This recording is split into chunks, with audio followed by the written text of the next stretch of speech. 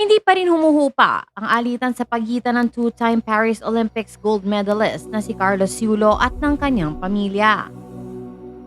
Makalipas ang ilang linggong pananahimik na magkabilang kampo, muli nagliyab ang issue dahil sa komento ng ama ni Carlos na si Mark Andrew Yulo sa magkahiwalay na social media post tungkol sa champion gymnast.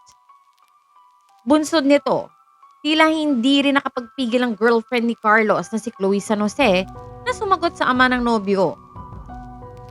Sa Facebook nitong September 4, 2024, nag-post ang two-time Paris Olympics gold medalist ng bagong update sa kanyang pupuntahan. Babalik si Carlos sa Paris, France para suportahan ang mga atletang lumalaban sa Paralympics 2024. Sabi ng champion gymnast sa caption, which is published as is, "Embarking on the journey to meet alike athletes that started their impossible. I'm